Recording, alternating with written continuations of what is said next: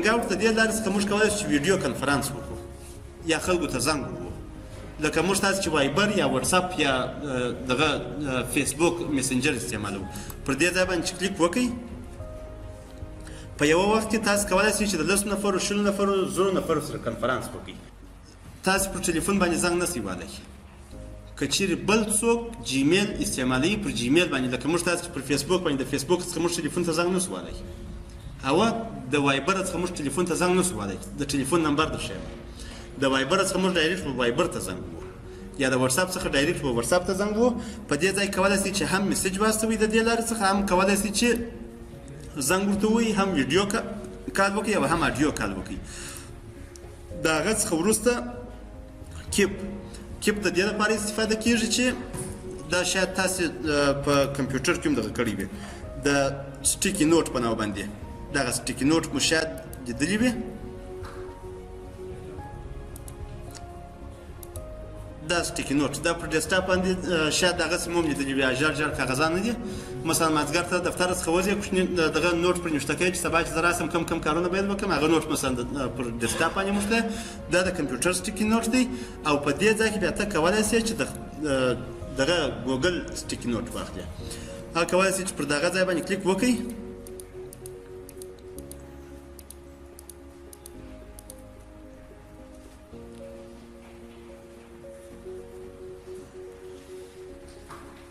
ښه، په دې ځای کې چیک نوټ غواړئ چې واخلئ، څه رقم نوټ غواړئ چې واخلئ، پر دې ځای باندې کلیک کړئ.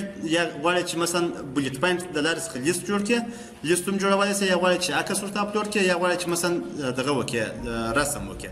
په دې ځای کې مثلا کولی شئ چې رسم وکړئ. دا مثال د خبرې دا یو نوټ شو ستا لپاره، کولی شئ چې بیا بیرته وروسته اکسس ورته ولرئ او دغه یې کې استفاده یې کړئ. دا د نوټ لپاره. ډېر مهم شی چې دی هغه کلاس روم دی. کلاس روم دا انلاین ایجوکیشن دپاره بیخي ډېر استفاده کېږي. مثلا زه دلته په صنف کې درس درته وایم چې هم کورنی کار زه درته استوم پر دغه باندې، پر کلاس روم باندې درته استوم. کلاس روم باندې تاسو کولی شئ چې هم کورنی کار ورکړئ، هم د نور د شاګردانو کورنی کار وګورئ، اساینمنټونه هغه وګورئ. هم کولی شئ چې یو نوی اساینمنټ ورکړئ. پر دې ځای باندې کلیک کوئ. پر کلاس روم باندې چې مو کلیک وکړئ، دا به کانټینیو کوئ. ښه، اوس یو استاد دی، هغه د ځان لپاره کلاس روم جوړ کړی دی. مثال هغه کلاس روم چې دی هغه په انلاین ډول باندې، مثال زه دلته کلاس روم جوړوم، تاسو په کور کې استفاده ځینې کوئ. مثال زموږ د نن ورځې درس مثلا جیمیل دی، مثال زه وایم د جیمیل مربوط زه ټول ډاکومنټ ورته په دې ځای کې ږدم. په دې ځای کې نه راځم، اول د واره دغه جوړوم، کریټ کلاس جوړوم. کلاس چې مې جوړ کړئ، د دغه پروسیجر یو څه وخت نیسي، په دې خاطر باندې نه جوړوم. دا به کانټینیو کړمه. دلته کریټ کلاس ورکوئ، ورپسې سیکشن کم سیکشن دی، سبجیکټ مثلا کم سبجیکټ دی. دیم کلاس نیم مثلا مثال دیم مت، مثال دیم مت فرانسوي ده. دیم د مت په نامه باندې زه غواړم چې کلاس جوړ کړم. سیکشن مثلا مثال دوهم فصل دی، سی دی. سبجیکټ یې مثال د ویکټور په نامه باندې دی، سی سو. کریټینګ د یو مصروفه دی. نو په دې ځای کې چې تاسو کلاس جوړ کړئ، کولی شئ چې دغه دی د مت په نامه باندې کلاس جوړ شو. ګاټ اټ.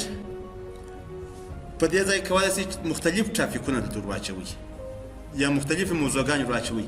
دلته په دې ځای کې مټیریلز کولی شئ چې یا د یوټیوب مټیریل ورسره یو ځای کړئ. د دې لارې څخه تاسو کولی شئ چې په دې ځای کې د یوټیوب مټیریل ور واچوئ. مثلا د ویکټور په باره کې ته مختلفې ویډیوګانې غواړئ چې د دوی سره شیر کړئ. ښه، پر دې ځای باندې ښه. اوس دا کلاس یې جوړ کړئ، اساینمنټونه دې ور واچول، کورنی کار دې ور واچوئ، مثلا ویډیو دې ور واچولې. اوس شاګردانو ته بیا ته څنګه کولی شئ چې دغه د کلاس کې داخله ورکړې. د داخلي لپاره ته مجبور یې چې دوی ته آی ډي ورکړې، چې دغه آی ډي کلیک کړه. د هغه لپاره دوی په خپل ګوګل کې یا د خپل جیمیل له لارې څخه دوی فقط هغه آی ډي ور اچوي، کلاس کوډ چې یې ور واچوي، جاین چې یې کلیک کړئ.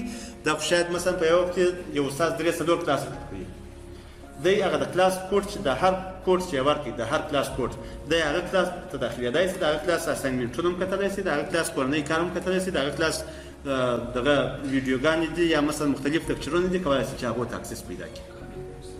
بله